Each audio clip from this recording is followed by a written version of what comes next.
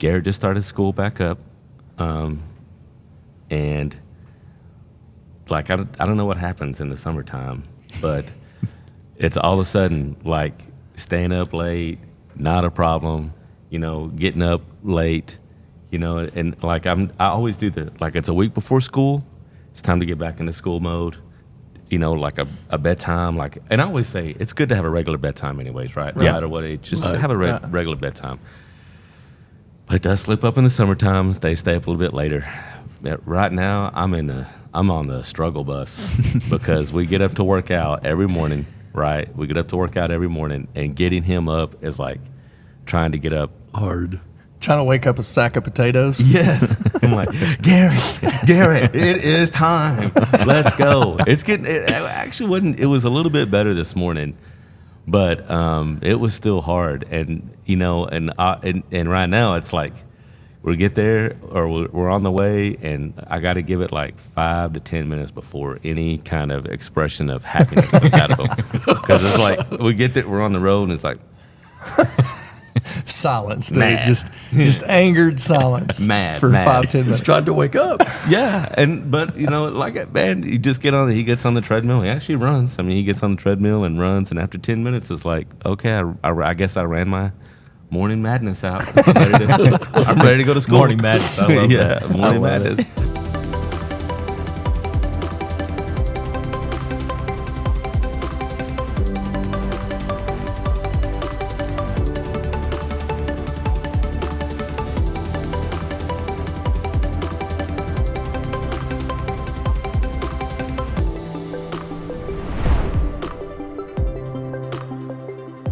Well, welcome to another episode. I'm Derek. I'm Shaye. I'm Sam. And this is Amarillo Real Talk. Look, I did that. Hey, did good. That was a little bit different. My man. All right. Who's today's guest, bud? Hey, we have Doug Tice here today with Assurance Group. He is everything Medicare, Medicaid. And the reason that we want to talk to him is because,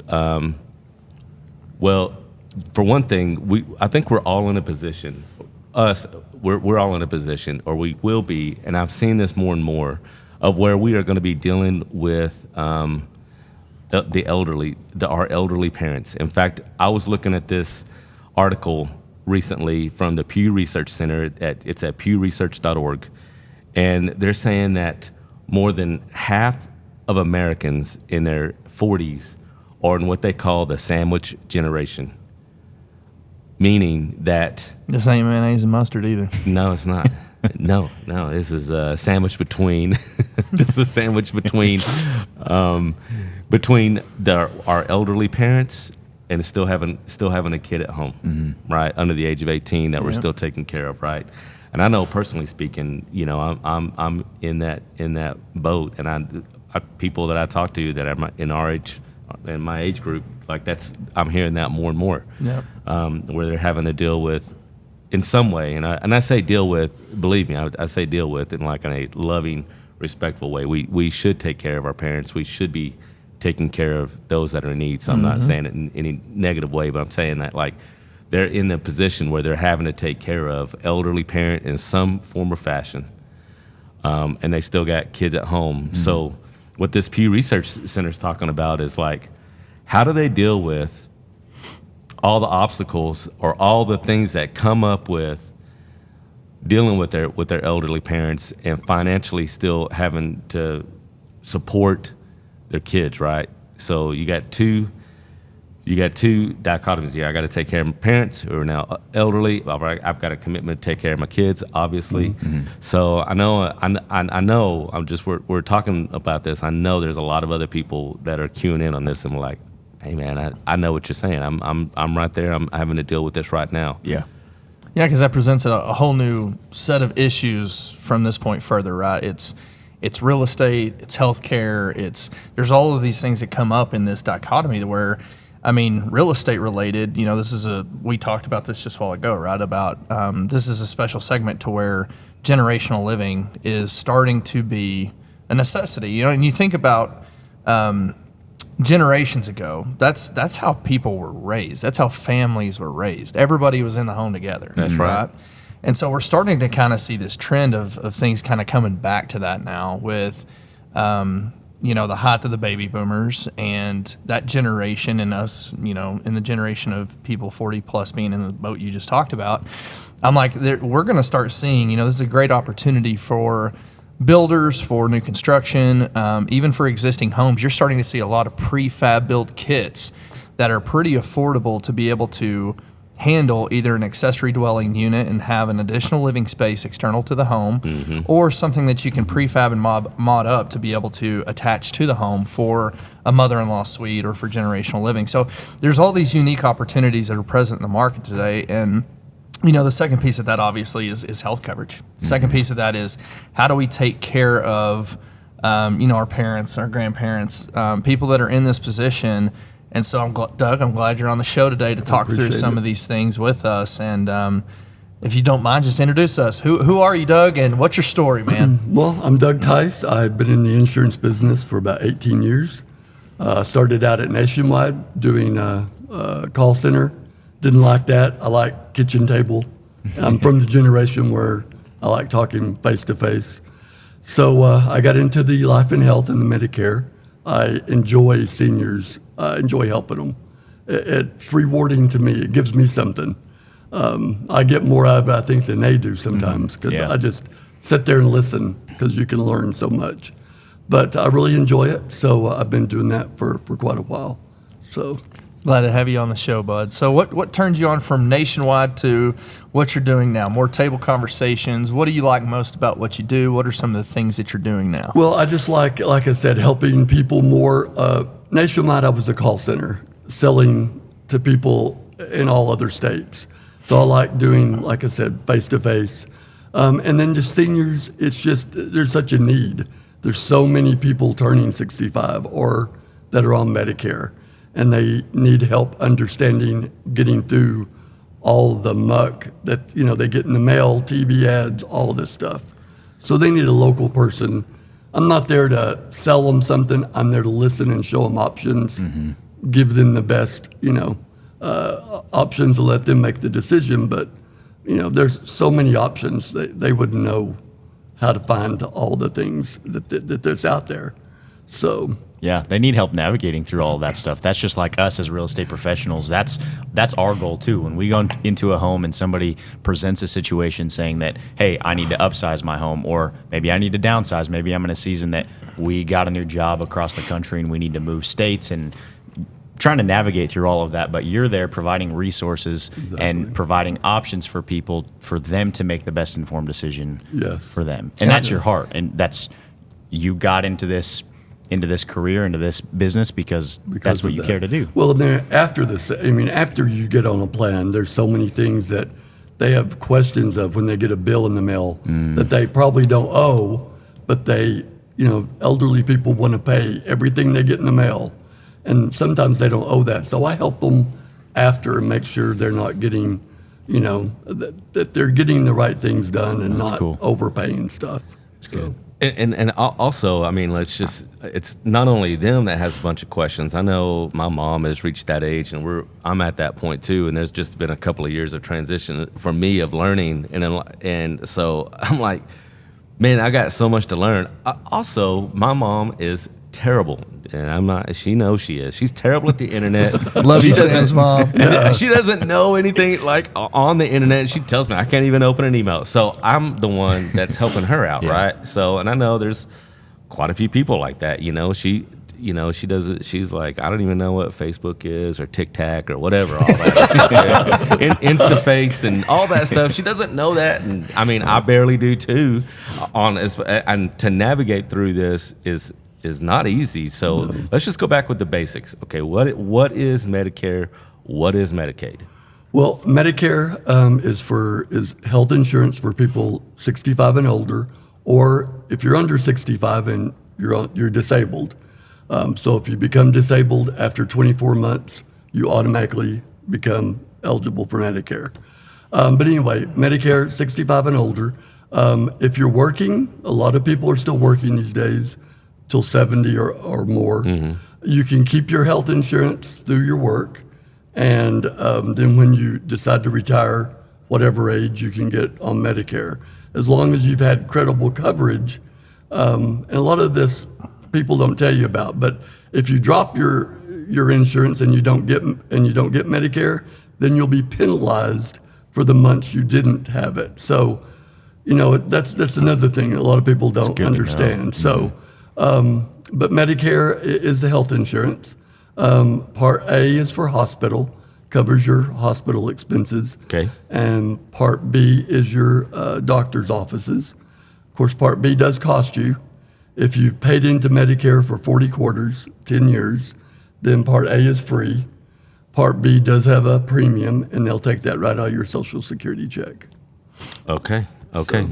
So, as for person that's taking care, I just go back to the sandwich generation, right? I got an elderly parent they're reaching that age. Mm-hmm. What does a person who's in their 40s that's dealing with this, that needs to start taking care of their parents, what do they need to start doing when their parent gets to that age? What do they need to do? Gets to that age. Well, like I said, automatically, if you're turning 65, you're gonna get a letter from the government about your Medicare. If you're still working, you just decline it. You don't have to take it. But for a lot of kids, do their parents' insurance for them because they just don't understand it or whatever. Mm-hmm. So I just think you need to understand that there's options, the cost, the difference in the different plans. If you're taking medication, we have to look at that and see what plan pays the best for your medications that you take. If you're certain doctors that you go, because on a plan you have a network, and you got to make sure the doctor's in the network, the hospital, things like that. If they travel, if they're snowbirds and they go to Florida, in the winter, you got to make sure that coverage is still good down there. Those type things. So a lot goes into it. You just got to get a lot of information. I love make a that. good decision. So taking back to Sam's example, especially a younger generation who's getting ready to be in that boat. Sounds like to me, first thing is call Mr. Doug and maybe have a consultation, set up something ahead of time just so that you can pre-plan and have a good idea of what you're getting ready to face when your parent or your grandparent or whoever you're trying to help in our shoes. Kind of have that pre-planned meeting going into it so you know what to expect. Right. And then that way you kind of know, because I'm sure with the different coverages and everything, you can start assuming what your cost is going to be. And then there's probably supplemental options and all the different things depending on your scenario that you could walk and guide people through. Yes.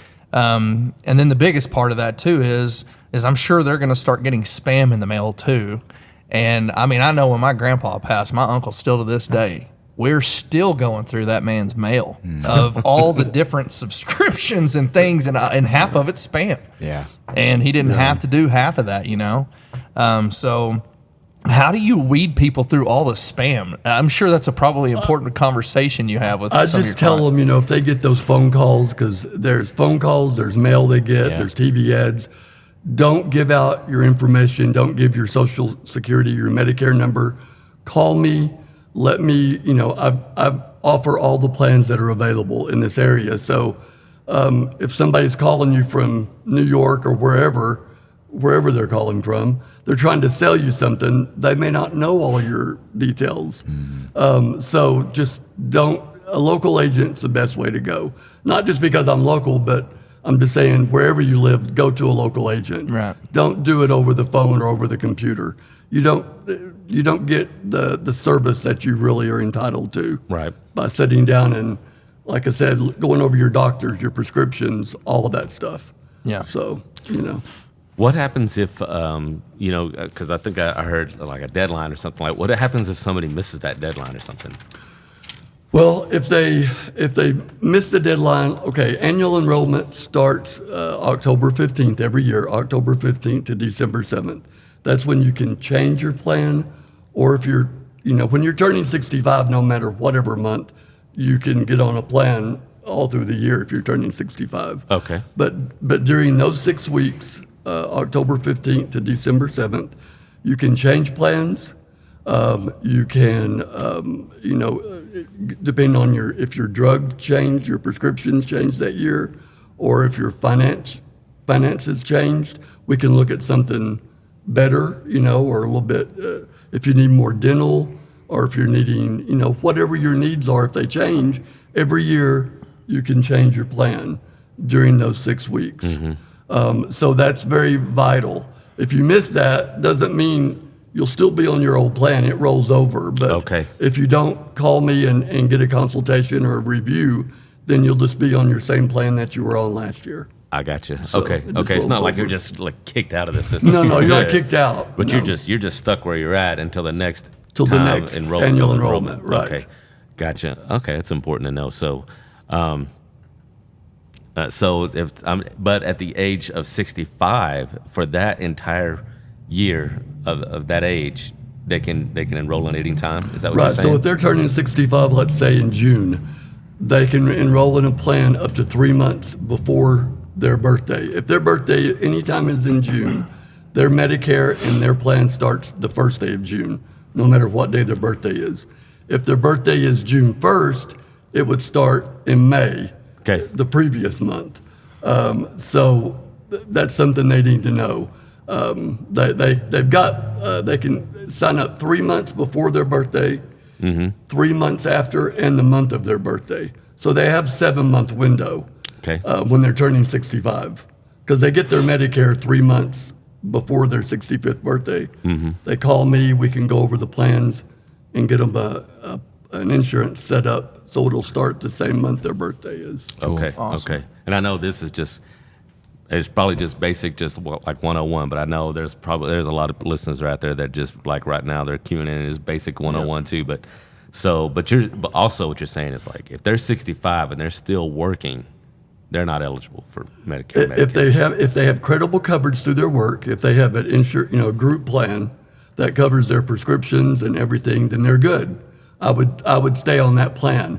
If they're having to pay for that and it costs them quite a bit, I kind of tell them, look, go ahead and get your Medicare, and it'll cost you a lot less because some of the Medicare plans are zero premium. Now they still have to pay for their Part B on their red, white, and blue card.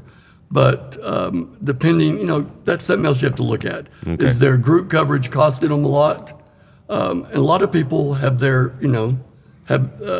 kids or, their spouse on it still. Like if the spouse isn't 65, but the one working is 65, he has his wife on his plan. So Okay. he doesn't want to drop his group coverage because then she wouldn't have any insurance. Right. So, you got to look at all those things. Okay, so yeah, that's a lot to take in. So, you did tell me that you do some seminars. Do you do some to help people with this? Yes. Starting in October, we'll be doing some seminars. We haven't got them all set up yet, but we'll do some like at some of the senior centers. We'll have some tables set up like at Drug Emporium.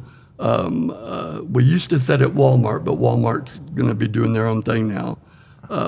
But some different places around town, we're working on getting some places so we can have a table, and then we'll set some seminars like at a restaurant. We'll invite people, do a mailer, and invite people to come and listen to what the new benefits are for 24. Gotcha. Okay. Super beneficial. Yeah. Yeah, that's really helpful. I was about to say, getting plugged in the community like that's going to be really helpful, and we can help guide traffic that way too. So if anybody's listening, come October, just stay tuned. We'll have further information on how to connect with Doug and how to go see them and get some information about the upcoming changes. Yeah. Yeah, we'll definitely link in. How can people get a hold of you? My office is at the Atrium, I-40 West, between Bell and Coulter. My phone number, 806-418-2259. That's my office number. And then, like I said, you'll be seeing me around town at some different senior centers. I go to Salvation Army. Even I help, go help the homeless.